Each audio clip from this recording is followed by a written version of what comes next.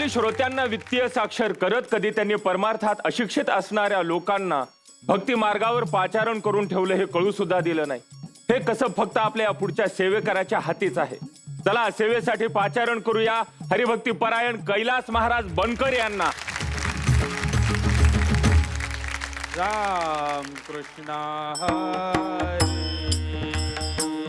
हरी जय राम कृष्ण हरी जय जय राम कृष्ण हरी जय राम कृष्ण हरी जय जय राम कृष्ण हरी हरी जय राम कृष्ण हरी जय जय राम कृष्ण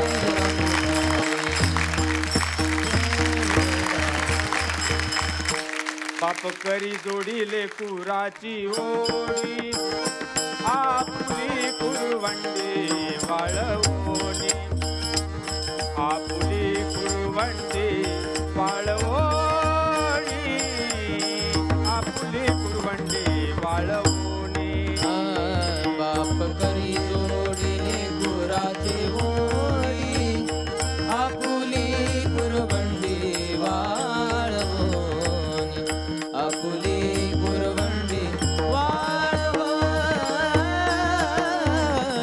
आपुली कुरवंडी वाळवोनी एकाएकी केला मिरासीचा धनी एकाएकी केला मिरासीचा धनी एकाएकी केला मिरासीचा धनी एकाएकी केला मिरासीचा धनी एकाएकी केला मिरासीचा धनी कडिये वागवोने वार खांदे कडिये वागवोने वार खांदे कडिये वागवोने वार खांदे एकाएकी केला मिरासीचा धनी कडिये वागवोनी भार खांदे कडिये वागवोनी भार खांदे कडिये वागवोनी भार खांदे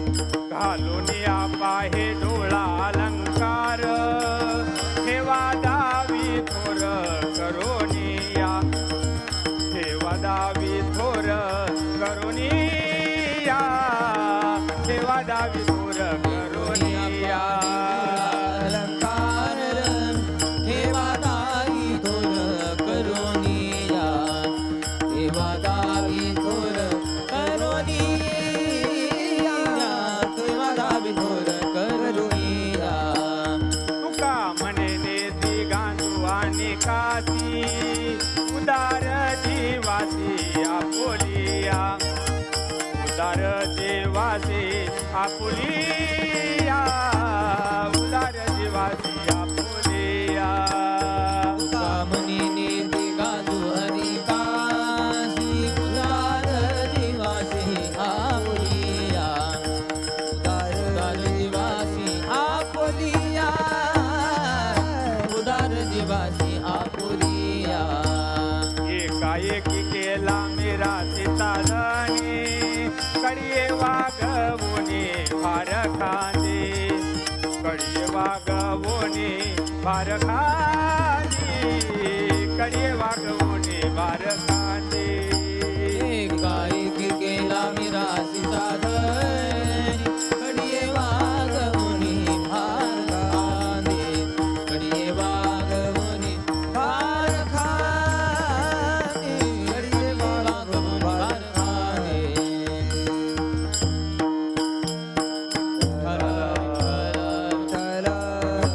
विठ्ठल विठ्ठल विठ्ठल विठ्ठल विठ्ठल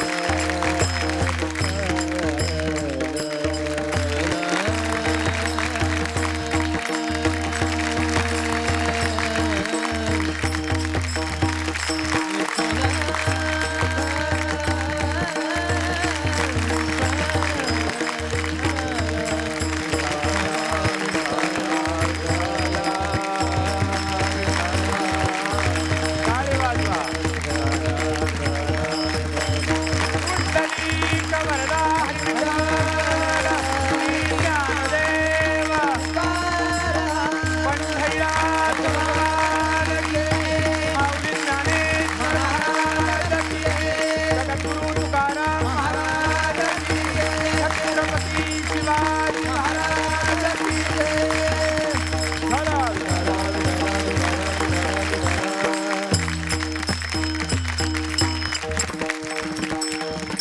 प्रस्तुत कीर्तन रूपी सेवेकरता जो अभंग निवडलाय तो महान भगवत भक्त देहू निवासी संत हृदय सम्राट असणारे विश्ववंद्य पाचवा वेद गाथा निर्माण करणारे असे संत जगद्गुरु श्री संत श्रेष्ठ तुकाराम महाराज यांचा हा 4 चरणाचा असा उत्कृष्ट अभंग असून तुकाराम महाराज 12 वर्षाचे असताना त्यांचे वडील वारले, त्यांचं पितृछत्र हरवलं. अशा एका लेकराला, अशा एका मुलाला आपल्या पित्याविषयी काय वाटत असेल हे आजच्या अभंगातून महाराज सांगतात. विठाला विठाला जे जे वडील करती तया नाम धर्म ठेवीती. अहो वडील जे करतात त्याचाच धर्म होऊन जातो. म्हणजे वडील जसं वागतील तसंच मुलं वागतात. आजकाल आम्हाला मंडळी भेटतात आणि सांगतात महाराज आजची पिढी खराब आहे हो, कोणी पाया सुद्धा पडत नाही तरुण पिढीचे नवीन पोरं. मी सांगितलं आपण पडतो का आपल्या आई वडिलांचे? आताच्या पिढीला सांगण्याची गरज नाही, अनुकरण प्रिय पिढी आहे. त्याच्यामुळे तुम्ही जर स्वतः तुमच्या आई वडिलांच्या पाया पडले आपोआप तुमचे मुलं पाया पडतील, त्यांना सांगायची गरज पडणार नाही. मुलांना चांगले संस्कार देण्याची गरज आहे. चांगल्या संस्काराशिवाय चांगली पिढी घडणार नाही. आणि हे करण्याचं काम बाप करतो, कारण बापाचं जे महात्म्य आहे ते खूप मोठं सांगितलंय. सकळ तीर्थाची धुरे जी एका माता पितरे तया सेवीसी कीर शरीरे लोन कीजे. माऊलींची भाषा आहे. माय बाप केवळ काशी तेने न जावे तीर्थाशी. आई वडीलच सगळं काही आहे. मग अशा आई वडिलांची महात्मी काय आहे तर आई वडील आपल्या मुलासाठी जोडी करतात. महाराज सांगतात बाप करी जोडी. बाप काय करतो? जोडी करतो. जोडी म्हणजे मराठीमध्ये ज्याला इन्कम म्हणतात, पैसे कमवतो ना. बाप कमवतो कोणासाठी? लेकुराची ओढी, मुलाच्या ओढीनं बाप पैसे कमवतो आणि ते करताना स्वतःचं सर्वस्व वाहून टाकतो. आपुली कुरवंडी वाळवणी. कुरवंडी म्हणजे नारळाची जशी कुरवंडी असते जी बाहेरून वाटताना टणक वाटते पण आतमध्ये ती ओलावा तसाच ठेवते, गोडी तशीच ठेवते, आतला गाभा तसाच ठेवते. बापही लेकरासाठी तसंच करतो. तो काय करतो? स्वतःचं आयुष्य वाळवून टाकतो, स्वतःचं आयुष्य सर्वस्व अर्पण करतो आणि आपल्या लेकरासाठी पुढचा ठेवा जतन करून ठेवतो. हे बापाचं कर्तव्य आहे आणि बाप हे करत असतो आपल्या मुलांसाठी. अहो बापाचा काय पुरावा सांगू तुम्हाला? कुरवंडी वाळवली कुणी? आमच्या माऊली ज्ञानोबांच्या वडिलांनी. माऊली ज्ञानोबांचे वडील विठ्ठलपंत आणि रुक्मिणी माता मुलांची मुंज व्हावी म्हणून त्यांनी पैठणच्या त्या पीठाकडून, धर्मपीठाकडून तो निवाडा मिळवला आणि मिळवल्यानंतर त्यांनी देहांत प्रायश्चित सांगितलं आणि देहांत प्रायश्चित त्या ठिकाणी विठ्ठलपंत आणि रुक्मिणी मातेने भोगलं. का तर आपुली कुरवंडी वाळवणी हे त्या ठिकाणी. आणि याच्यानंतर काय करतात महाराज? एकाएकी हे सगळं जे कमवलेले बाप ते मुलांच्या स्वाधीन करतो, त्यांना आपल्या प्रॉपर्टीचा धनी करून टाकतो. महाराज म्हणतात एकाएकी केला मिरासीचा धनी, एकाएकी केला मिरासीचा धनी, एकाएकी केला मिरासीचा धनी, एकाएकी केला मिरासीचा धनी. कडिये वागवूनी भार खांदी, कडिये वागवूनी भार खांदी, कडिये वागवूनी भार खांदी, एकाएकी केला मिरासीचा धनी, एकाएकी केला मिरासीचा धनी, मिरासीचा धनी, एकाएकी केला मिरासीचा धनी. बाप आपल्या मुलांसाठी हे करतो. पण तुकाराम महाराजांना फक्त देहाचा बाप अपेक्षित नाही. हा अभंगाचा 3 प्रकारे विचार करावा लागेल. जन्माला आल्यानंतर 3 प्रकारे आपल्याला बाप लाभतो. पहिला म्हणजे आपल्या देहाचा बाप ज्यानं आपल्याला जन्माला घातलं. दुसरा म्हणजे संत मायबाप जे आपल्याला ज्ञानवंशाचे बाप असतात. आणि तिसरा म्हणजे जगाचा मालक या आत्म्याचा बाप म्हणजे परमात्मा. असे हे 3 पिता आहेत. या तिघांचाही विचार होणं गरजेचं आहे. पहिला देहाचा बाप जो असतो तो काय करतो? बाप करी जोडी लेकुराची ओढी, आपुली कुरवंडी वाळवणी बाप करतो. संत नावाचे मायबाप आहे ते काय करतात? तुम्ही संत माये बाप कृपावंत कायम मी हे संत नावाचे बाप आहे. आणि तिसरा असतो परमात्मा. हे तीनही बाप हे करतात फक्त लेकरासाठी. बाप करी जोडी लेकुराची ओढी आपुली कुरवंडी वाळवणी. राजे शहाजी नावाचे एक बाप होते. त्यांनी स्वराज्याचं स्वप्न स्वतःच्या जीवाशी बाळगलं म्हणून छत्रपती शिवाजी महाराज नावाचा बाप जन्माला आला आणि आमच्यासाठी त्यांनी हिंदवी स्वराज्याची स्थापना केली, ज्याच्यामुळे आपण कीर्तनात आहे. हे बाप करतात आपल्या मुलांसाठी आणि ते करत असताना ते देहावरती उदार झालेले असतात. महाराज सांगतात, तुका म्हणे दी गांजू आणि कासी.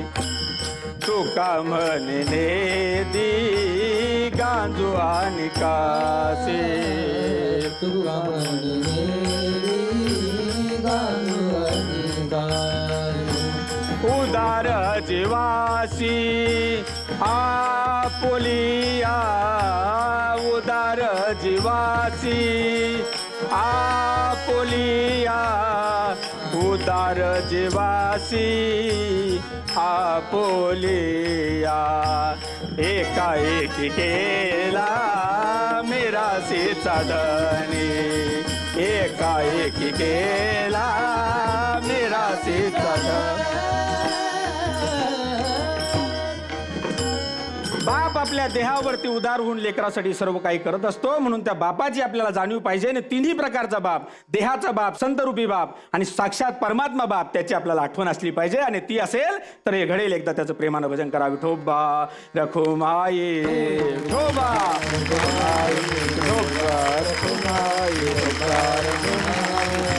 ज्ञानेश्वर माऊली ज्ञानराज माऊली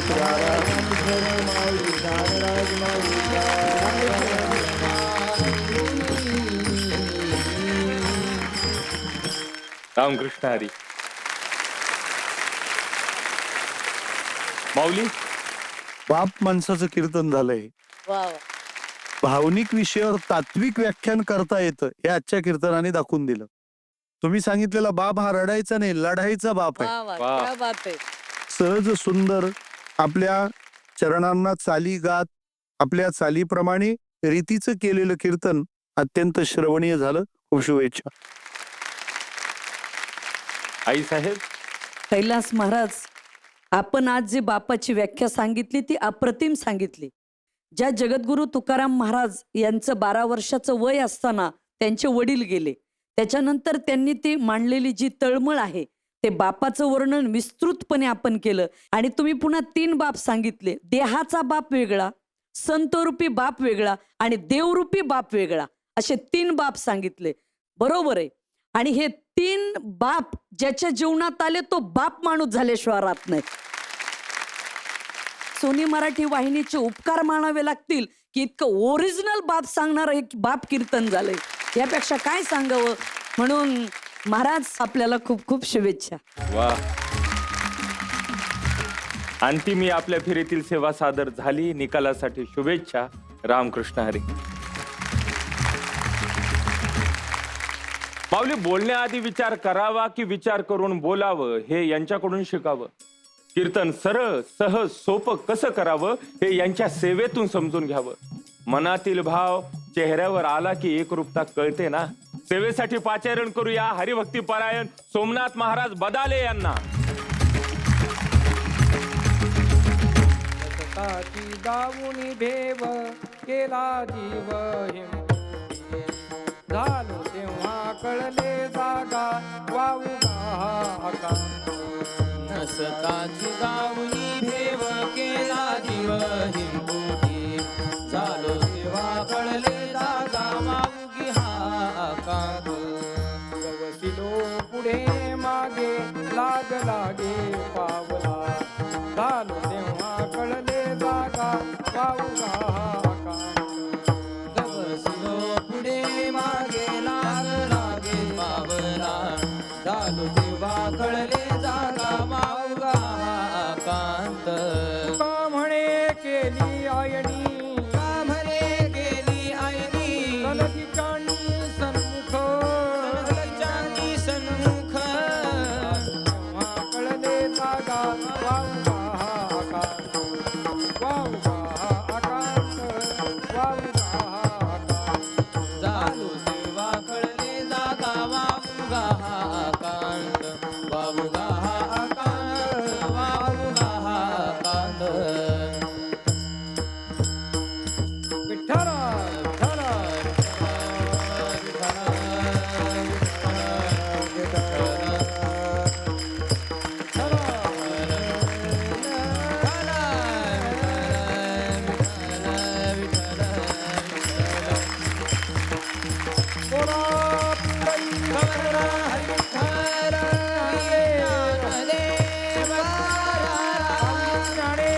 तुकाराम महाराज की जय, तुकाराम महाराज की जय, रघुनाथ भगवान लोक महाराज की जय, रघुनाथ महाराज की जय, सब संतन की जय. चला.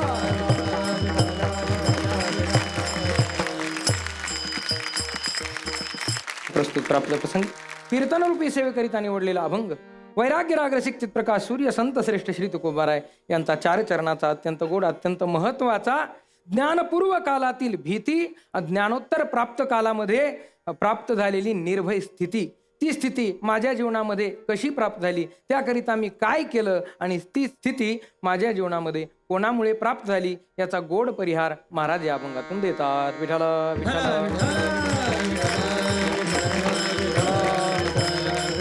देवा, नको ती भीती दाखवून तुम्ही आम्हाला व्यर्थ कष्टी केला. मी नको त्या भीतीला घाबरलो, अर्थात ज्या भीतीचा आणि माझा काही एक संबंध नाही. है का नाही? जन्म मृत्यू जरा व्याधी दुःख दोषानुदर्शनम ही जी काही भगवद्गीतेने भीती सांगितली, अर्थात तिचा आणि माझा काही एक संबंध नाही. व्यर्थ त्या भीतीचा भ्रम मी माझ्या स्वस्वरूपाच्या ठिकाणी केला आणि मी व्यर्थ घाबरलो. मनोनी जीव भ्याला, मी घाबरलो. वास्तविक त्या भीतीचा माझा काही एक संबंध नाही. याच चिंतन महाराज अभंगाच्या पहिल्या चरणात करतात. नसताची दाऊनी भेव, नसताची दाऊनी भेव, नसताची दाऊनी भेव, नसताची दाऊनी भेव, नसताची दाऊनी भेव, नसताची दाऊनी भेव,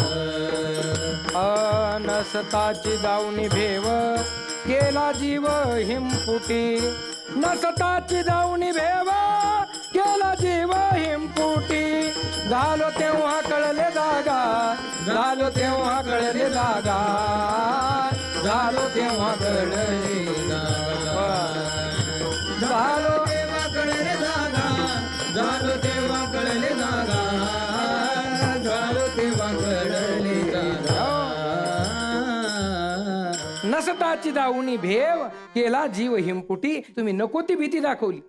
मी जन्मणार आहे, मी मरणार आहे, मी सुखी आहे, मी दुःखी आहे. वास्तविक जन्म न मरण याचा आणि माझा काही संबंध नाही. कारण माझं स्वरूप कसं आहे, न जायते म्रियते वा कदाचिन, नायं भूत्वा भविता वा न भूया, अजो नित्य शाश्वतोयं पुराणो, न हन्यते हन्यमा. मी जन्मणारा नाही, मी मरणारा नाही, मी सुखी नाही, मी दुःखी नाही, मी करता नाही, मी भोगता नाही. मग मी कोण आहे?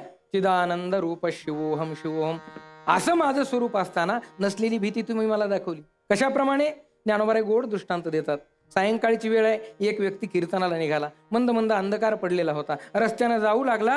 मंद मंद अंधकारामध्ये रस्त्यावरती वाकडं तिकडं काहीतरी पडलेलं होतं. रज्जू पडलेली, रज्जूनाम दोरी पडलेली होती म्हणा, किंबहुना वाकडं तिकडं काही कापड पडलेलं होतं. जाता जाता त्याचा पाय त्याच्यावरती पडला. तिथे एक छोटीशी काठी त्याला टोचली आणि त्याच्या मनाचा निश्चय पक्का झाला, इथे साप होता आणि तो मला चावला. असा त्याचा भ्रम झाला. भ्रमामुळे त्याला चक्कर येऊ लागली आणि तो घाबरला. ज्ञानोबाराय बोलतात, जी किरडू तरी कापडाचे, परी लहरी येत होती असाचे, वाया मरतया जीवाचे, श्रेय तुवा घेतले देवा. त्या भीतीचा माझा काहीच संबंध नाही, साप नाहीच, पण त्यामुळे निर्माण होणारी भीती ती चक्कर आणल्याशिवाय राहत नाही. पण आता मला कळलंय याचा माझा काही एक संबंध नाही. कधी कळलं? मी जेव्हा जागा झालो तेव्हा मला कळलं की याचा माझा. वास्तविक तुम्ही जागे झाला त्या अर्थी झोपले होता का? नाहीतरी सगळी जीव झोपलेलीच बरं का. महाराज चिंतन करतात. अविद्येची अनिदा, विश्व स्वप्नाचा धांदा, भोगीत होता प्रबुद्धा अनादि. जो अनादिकालापासून अविद्येच्या म्हणजे अज्ञानाच्या निद्रेमध्ये जीव झोपलेला आहे. आणि जेव्हा या अज्ञानाच्या निद्रेतून जागा होतो तेव्हा त्याला त्याचं स्वरूप कळतं. जेव्हा ही जागृती आली ना तेव्हा जीव काय म्हणू लागला? मग म्हणे सर्वत्र सच्चिदानंद. मी काय आहे? सच्चिदानंद आहे. मीच एक स्वतः सिद्ध, मी स्वतः परमात्म्याचा अंश आहे, असं ज्ञानोबाराय विस्ताराने चिंतन करतात. पण हे कधी कळलं? झालो तेव्हा कळले जागा, वाउगा कांत. मी जेव्हा जागा झालो तेव्हा हे मला कळलं. एखादा झोपेमध्ये आजारी झालाय, साधं सांगतो, त्याला फनफन ताप आली आहे, तर त्याला पॅरासिटामॉल दिल्यानंतर त्याची ताप जाईल ना? अहो, झोपलेल्या स्वप्नातल्या व्यक्तीला जर ताप आली तर पॅरासिटामॉल दिल्याने जाईल? नाही नाही. ज्ञानोबाराय बोलतात, स्वप्नीची आघाया चेओ औख ओखद चेओची धनंजया, तेवी अज्ञान मुळायया ज्ञानची खडग. विठाला विठाला विठाला विठाला. आणि मग मी जेव्हा जागा झालो तेव्हा मला कळलं की मीच परब्रह्म स्वरूप आहे, मी त्या परमात्म्याचा अंश आहे, त्या व्यतिरिक्त सर्व असत्य आहे. ऐका नाही, वेदांत शास्त्राचा एक मोठा सिद्धांत आहे, श्लोकार्धेन प्रवक्ष्यामी यदुक्तम ग्रंथ कोटिभी ब्रह्म सत्यम जगन मिथ्या जीवो ब्रह्मैवना परा. परमात्म तत्व सत्य आहे, बाकी सर्व असत्य आहे. मग सर्व असत्य याचा अर्थ संतांनी कधी संसार सोड लटिका व्यवहार म्हटले, पण सोडा कधी म्हटले नाही बरं. महाराज तर म्हटले सुखे करावा संसार न संडावे दोन्ही वार करा, परंतु त्या प्रपंचाविषयी मिथ्यात्व बुद्धीचा निश्चय करा, तुम्हाला दुःख होणार नाही. विठाला विठाला ही जागृती तुम्हाला मिळाली, पण त्याकरता तुम्ही केलं काय? वास्तविक महाराज म्हणले मी गवसिलो म्हणजे सापडलो होतो, गवसिलो पुढे मागे, मी जन्म मृत्यूच्या विळख्यात सापडलो होतो. मागे जन्म आणि पुढे मृत्यू मला दिसत होता, पण मी माझा शोध घ्यायला सुरुवात केला. लाग लागे पावला, जेव्हा शोध घ्यायला सुरुवात केला तेव्हा मला कळलं की मी त्या परमात्म्याचा अंश आहे. काय शोध घेतला? कोहम कथमिदम जातम को वै करतास्य विद्यते उपादानम किमस्तिह विचार सोयमिदृशा. आहे मी हा कोण, करावा विचार, म्हणे ज्ञानेश्वर निवृत्तीचा. मी कोण आहे? कोहम, इथं कशा करता आलोय? इथे येऊन मला करायचं काय, मला प्राप्त करायचं काय आहे, यानंतर मला जायचंय कुठं, याचा मी शोध घेतला. आणि मग मला कळलं काय, मीच त्या परमात्म्याचा अंश आहे. जन्म मृत्यू अधिक भीती माझा याचा काही संबंध नाही. झालो तेव्हा कळले जागा वाऊ गाहा आकांत. आजपर्यंत जो माझा आकांत आक्रोश होता तो व्यर्थ होता, आता हे माझ्या लक्षात आलं. स्वस्वरूपाची प्राप्ती, परमात्मा स्वरूपाची प्राप्ती ही जीवनामध्ये सद्गुरूशिवाय आणि संतांशिवाय होत नाही. साधकाचं कल्याण इच्छिणारे माझे हितेच्छू माझ्या सलगीचे त्यांनी काय केलं, मला तत्वमसी या पदाचा उपदेश केला, अहम ब्रह्मास्मी या बोधावरती आरूढ केलं आणि त्या ब्रह्मस्वरूप परमात्म्याशी सन्मुख केलं. त्याची माझी सलगी केली असाही अर्थ होऊ शकतो, किंवा ते माझ्या सलगीचे आहेत, त्यांनी माझी देवासमोर आयनी म्हणजे बुद्धीचा निश्चय केला की तूच तत्वम असी. मग मी अहम ब्रह्मास्मी म्हणू लागलो आणि मग अहम ब्रह्मास्मी म्हणता म्हणता माझ्या अंतकरणाचा हा निश्चय पक्का झाला. सर्वम खलविदम ब्रह्म, सगळं जगतच परमात्मा स्वरूप आहे, किंवा जग ब्रह्म रूप जाण. ऐक ना, अनेक चिंतन आपल्याला करता येईल. हा निश्चय माझ्या जीवनामध्ये साधू संतांमुळे झाला. ते कोणी केलं? तुकोबराय सांगतात, तुका म्हणे आयनी केली, तुका म्हणे आयनी केली, केली आयनी, तुका म्हणे केली आयनी,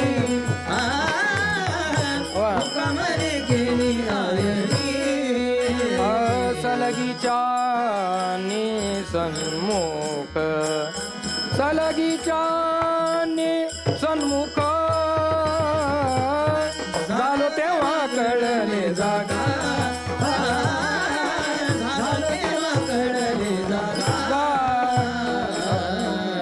तुका म्हणे केली आयनी, सलगीच्यांनी सन्मुख. या बोधापर्यंत मला संत महात्म्यांनी परमात्मा स्वरूपाकार माझी वृत्ती केली आणि मग मी निश्चिंत निर्भय अवस्था माझ्या जीवनामध्ये प्राप्त झाली. असा गोड अभंगाचा भाव आहे. ब्रह्मभूत गुरुनाम गुरु रंगनाथ गुरुजी महाराज म्हणायचे, कुठल्याही ग्रंथामध्ये प्रवेश करत असताना चार गोष्टीचा, अभंगामध्ये ग्रंथामध्ये प्रवेश करत असताना अनुबंध चतुष्टय याचा विचार करत जावा. अधिकारी, विषय, संबंध आणि प्रयोजन. या अभंगामध्ये अधिकारी कोण आहे? जो अज्ञानी आहे आणि ज्ञान प्राप्ती करता तत्पर आहे तो अधिकारी आहे. या अभंगाचा विषय काय? न सताची दाऊनी भेव या अभंगाचा विषय आहे. इथला संबंध काय आहे? महाराज म्हणले गिवसिलो पुढे मागे, हा माझा संबंध आहे. आणि याचं फल काय? लाग लागे पावला, स्वरूपापर्यंत प्राप्त झालो आणि तुका म्हणे आयनी केली, सलगीच्यांनी सन्मुख, हे याचं प्रयोजन नाम फल आहे. ज्ञानेश्वर माऊली ज्ञानराज माऊली, जय जय ज्ञानेश्वर माऊली ज्ञानराज माऊली. क्या बात है, क्या बात. आहा. जय हो, जय हो.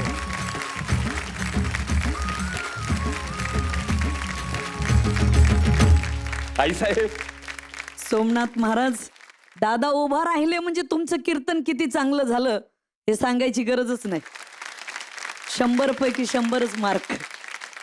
अभंग तसा अवघड आहे हा, पण अवघड अभंग तुम्ही सोपा करून सांगितला. वा, ओव्या, त्याला थोडस वेदांत, व्याकरण, अभंगाचे प्रमाण आणि आपलं गाणं, असं सर्वांगीण बाजूनी चौतोंडीत चिरा ज्याला म्हणतात, असलं कीर्तन झालं बरं का आजचं. महाराज चौतोंडीत चिरा. आणि खरंच इथपर्यंत या प्रवासासाठी आलात, पुढे निकालासाठी सुद्धा माझ्या हृदयापासून तो आपल्याला खूप खूप शुभेच्छा. माऊली, या अभंगाकडे पाहत असताना मुळात याचा अंदाज येणं फार कठीण आहे, कारण अंदाजे निरूपण करण्यासारखा अभंग नाही. वा, कारण भय ते निवृत्त झालंय जे खरं नव्हतंच. हा भाव कळायलाच किती अभ्यास करावा लागला असेल. आपण जे जे सिद्धांत मांडलेत त्यातून तुकोबारायांना जे जे अभिप्रेत आहे, खरं तर अत्यंत क्लिष्ट अशा प्रक्रिया आहेत, पण या सगळ्या मांडताना तुम्ही त्याला आपल्या गेय अशा अनुकूलतेची जोड दिली. म्हणजे सोमनाथ महाराजांनी ओव्या गाव्या असं म्हणण्यापेक्षा ओव्या सोमनाथ महाराजांनीच गाव्या एखादी तरी. गा, ही फरमाईश आहे. एरवी तरी मी मूर्खू, जरी झालो असे अविवेकू, तरी संत कृपा दीपकू सोज्वळू असे. हो, वा, ही टाळी मी त्यांनी ती ओवी गाऊन दाखवली याच्यासाठी नाही वाजवली, गाण्यासाठी जी ओवी निवडली त्याच्यासाठी वापरली. मनोगत सांगायला वेगळं काही प्रयत्नच नको आणि वेगळे कष्ट नको. आपण प्रतिभा संपन्न आहात, अभ्यासू आहात. मला असं वाटतं की मराठवाडा कीर्तनाची भूमी मानली जाते. अशा सूत्रबद्ध वारकरी संप्रदायाच्या आणि पूर्वसुरींच्या भूमिका यथार्थ रीतीने मांडणार हे कीर्तन पुन्हा मराठवाड्याला अपेक्षित आहे. या खुर्चीत दिवसभर बसण्याचा असं कीर्तन हा श्रमपरिहार आहे. काय दाद द्यावी बाबा. घ्या घ्या घ्या, डोळे पुसून घ्या. आठवण आता काय घेऊन जाणार सोबत?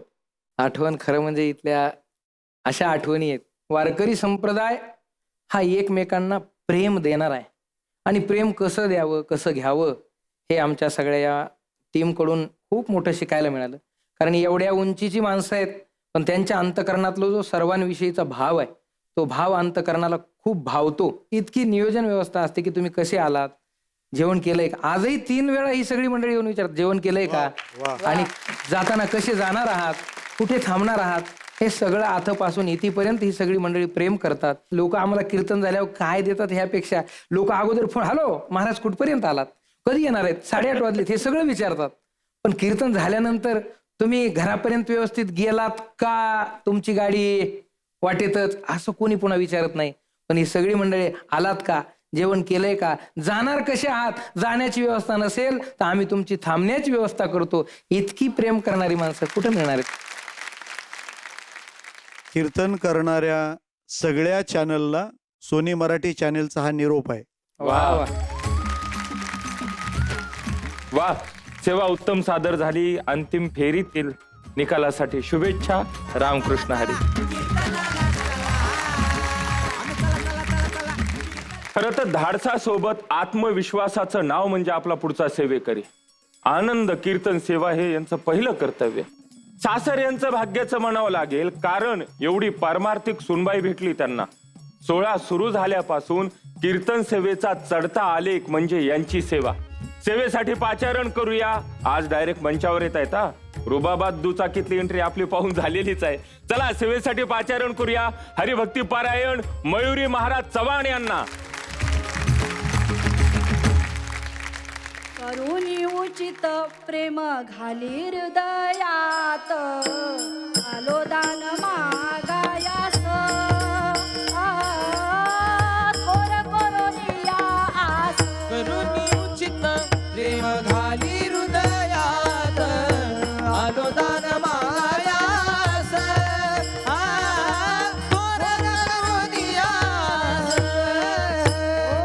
ओ चिंतन समयी सेवा फुलित देई, आलो दान मागायास,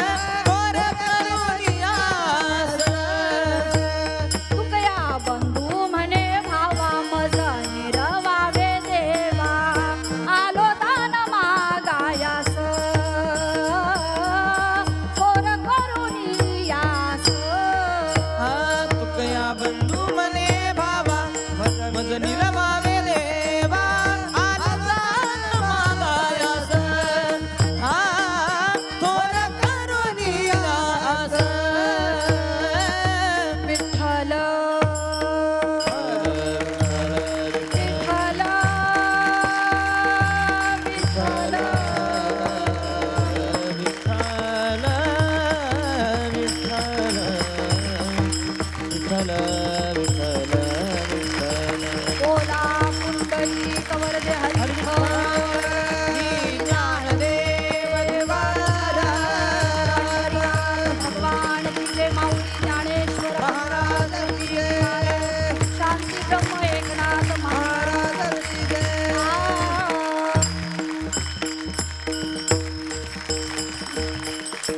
प्रस्तुत प्राप्त स्थळी प्राप्त प्रसंगी कीर्तन रूपी सेवेकरता निवडलेला अभंग विश्व प्रख्यात श्रीमंत श्री जगद्गुरु तुकोबाराय यांचे धाकले बंधू एकनिष्ठ भक्त व एकनिष्ठ भ्राता अत्यंत संवेदनशील व प्रेमळ असणारे कान्होबाराय यांचा हा 4 चरणाचा अभंग आहे. विठ्ठल विठ्ठल.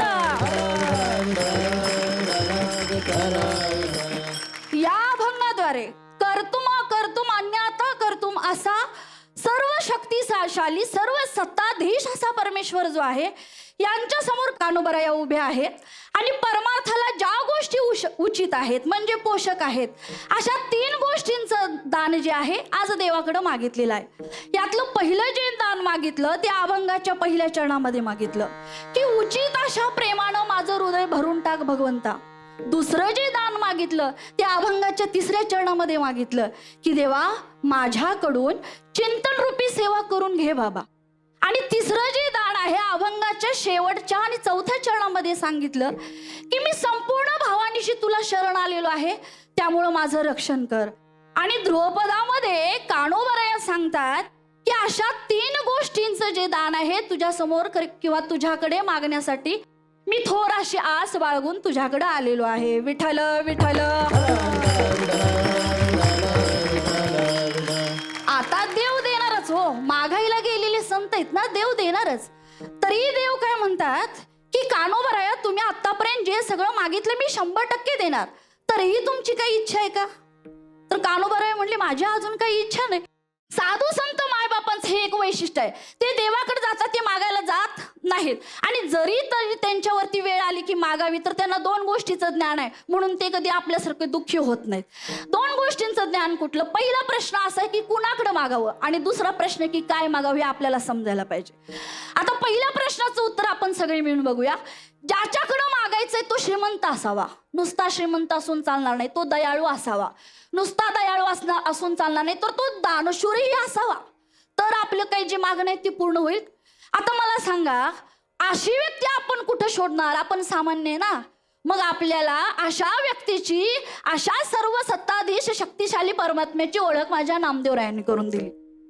जंबू या दीपा माझी एक पंढरपूर गाव धर्माचे नगर देखा विठू पाटील त्याचे नाव चला जाऊ तया ठाया काही भोजन मागाया विठोबाचा धर्म जागो त्याचे चरणी लक्ष लागो त्याच्याकडे मागायला जाऊया म्हणतात. म्हणजे पहिल्या प्रश्नाचं उत्तर मिळालं आपल्याला कुणाकडे मागायचं. आता काय मागावं? असं मागावं जे संपू नये. कुळाचा विचार करून एवढा विचार करून प्रगल्भ बुद्धिमत्तेने आज जर कान्होबारायांनी देवाकडे काय मागितलं असेल तर पहिली मागणी केली करुणी उचित करुणी उचित करुणी उचित करुणी उचित प्रेम घाली हृदयात प्रेम घाली हृदयात आलो दान मागायास आलो दान मागायास. पहिली गोष्ट मागितली ती म्हणजे प्रेम. आता प्रेमच का मागितलं? जसं नाथबाबांनी सांगितलं प्रेमाविन भजन नाकाविन मोती अर्थाविन पोती वाचुनी काय. तर भजन करावं परमार्थ करावं तर प्रेमाशिवाय काही नाही. म्हणून प्रेम. अजून एक दुसरं जे मागितलेलं आहे की चिंतन समयी सेवा आपुलीच दे. सेवा कार्य सेवा धर्म सेवा घडवायची असेल प्रेमाशिवाय घडत नाही. बघा 2 मागण्या झाल्या आणि अशा पद्धतीनं 2 मागण्या केल्या पण त्या परमार्थाला पोषकच केल्या. विठोबा रखुमाई हे जय विठोबा रखुमाई, विठोबा रखुमाई. आणि तिसरी मागणी करत असताना मात्र कानोबरायांनी देवाला सांगितलेलं आहे, तुकया बंधू म्हणे भावा, तुकया बंधू म्हणे भावा, माझा निरवा वे देवा, माझा निरवा वे देवा, आलो दान मागायास, आलो दान मागायास. तर तुकया बंधू म्हणे वैशिष्ट्य काय आहे बघा, जाता जाता बघूया. वैशिष्ट्य असं आहे, अभंग आहे कानोबरायांचं आणि नाव कुणाचं दिलं, मोठ्या भावाचं. ही गोष्ट जर या आजच्या अभंगातून सगळ्यांना समजली तर मला वाटतं न्यायदेवतेचं काम कमी होईल आहे ना, खून कमी होतील आणि भावाभावांची खून तर फार कमी होतील आहे ना. एवढी गोष्ट आता सांगायचं म्हणजे कानोबरायांचं इतकं प्रेम आहे तुकोबरायांच्यावरती, जसं श्रीरामांचे लक्ष्मण आहेत, निवृत्तींचे ज्ञानदेव आहेत, तसेच इथं तुकोबरायांचे कानोबा आहेत बरं का. एकनिष्ठ भक्त आणि एकनिष्ठ भ्राता, एवढीशी प्रॉपर्टी, त्यातलं भावाभावांचं नाव काढायला आम्ही भांडण करतो आणि इथं मात्र स्वतःचा अभंग दर्जा इतका मिळाला या अभंगाला की तुकया बंधू म्हणे देवा. तुकोबरायांच्या गाथ्यामध्येही यांच्या अभंग आहेत का. हे भावावरती असणारं प्रेम आहे आणि हेच जर टिकून राहिलं आणि हे जरी आजच्या अभंगातून आपल्याला कळलं तर या अभंगाला न्याय मिळालेला आहे. ज्ञानेश्वर माऊली, ज्ञानराज माऊली तुकाराम, जय जय जय जय ज्ञानेश्वर माऊली, ज्ञानराज माऊली तुकाराम.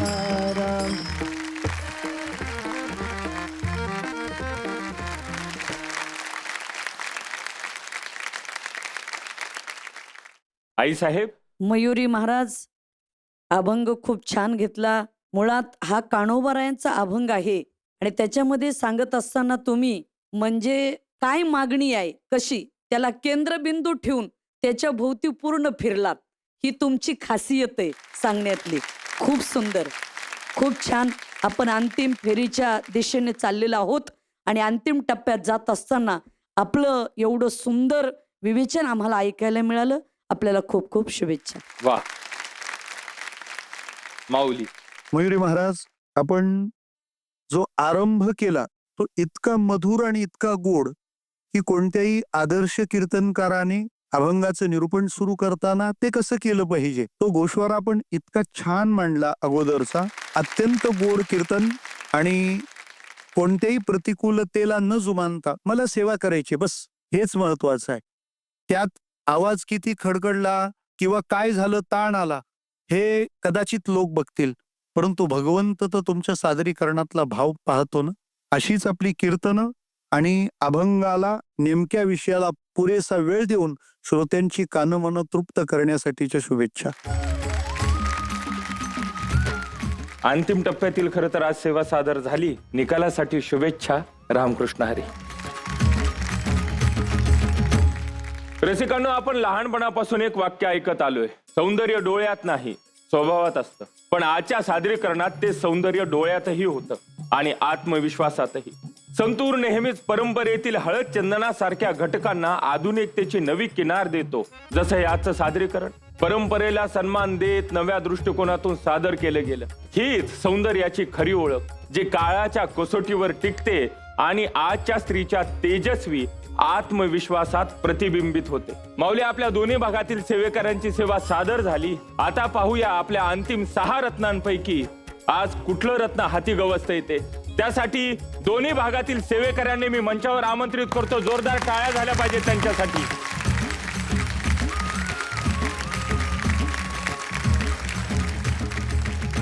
तर माऊली, आपल्या या दोन्ही भागातील हे आहेत सेवेकरी. पाहूया आपल्या अंतिम 6 रत्नांसाठी यातलं कुठलं रत्न पुढे जाता येते. अंतिम 6 रत्नांपैकी 4थं रत्न आहे हरिभक्ती परायण सोमनाथ महाराज बदाले. जोरदार टाळ्या झाल्या पाहिजे त्यांच्यासाठी. सेवेसाठी शुभेच्छा. वारी अखंड चालू राहो. रामकृष्ण हरी. रामकृष्ण. माऊली, आपल्या कीर्तन सोहळ्यातील अंतिम 6 पुढचं रत्न मिळालं.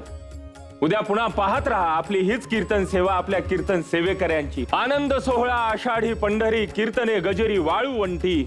याच आषाढी एकादशीच्या पवित्र दिवसाला पंढरीच्या पांडुरंगाच्या दर्शनासोबतच आपल्याला भेटणार आहे महाराष्ट्राचा पहिला लाडका कीर्तनकार. पाहत रहा, कोण होणार महाराष्ट्राचा लाडका कीर्तनकार. जगात भारी आपली कीर्तनाची वारी, एक मुखानं बोला रामकृष्ण हरी.